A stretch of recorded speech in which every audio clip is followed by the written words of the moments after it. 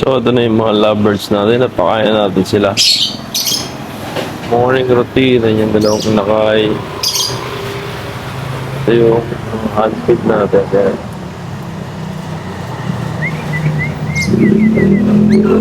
Lagi nag-aaway yung dalawa na yan. Dalawang kinakain ito. Ano na ito? Almost 7 weeks.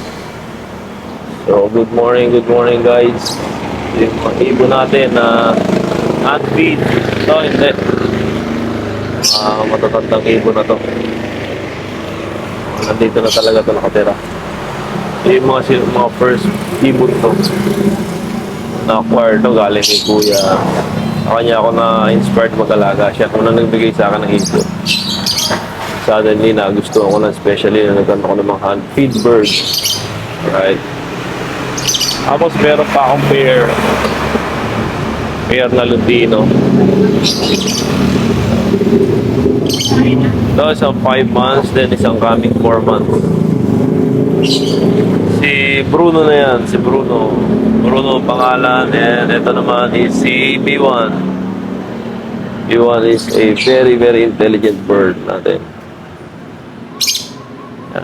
And I'll show you some tricks and mga nagagawa ni B1 later on sa video natin.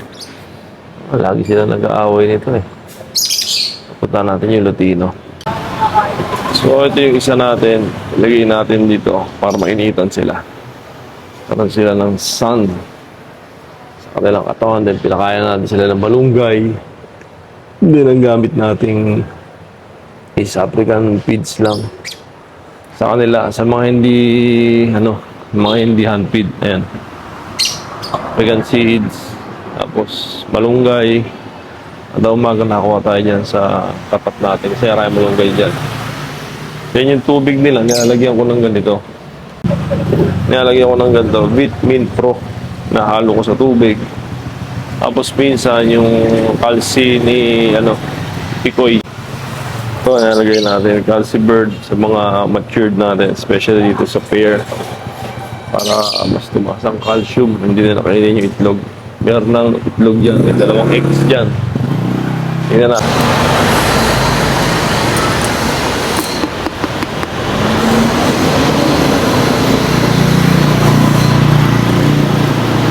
Ayan. Almost 2 weeks pa lang yung itlog na yan. Binubungadan pa niya. Hayaan ko lang at least mga 1 month. Tignan natin kung ano magiging progress. Kasi first time kong nagkaroon ng ganyan may itlog. So hindi ko alam kung anong process ang gagawin ko. So pinapakain ko lang ng pinapakain. Then pinapainom ko ng vitamins para makita natin kung ano magiging niya. Ating Lutino Opaline.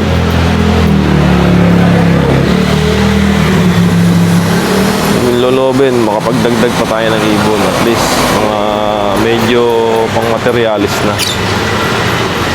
Ayan. Ay, Opaline, napakaganda. Ganda rin ito yung red eye to, red eye. Red eye, Opaline, ng Lutino. Ayan. Medyo takot din sa tao. Hindi kasi hand feed. Unlike itong apat na to hand feed to. Kaya painitan ko lang, yung mga 20 minutes, ako sila babaklasin dyan. Yan. So, dati takot sa tao, ngayon medyo hindi na. Pero hindi pa rin pwedeng iganin yung kamay.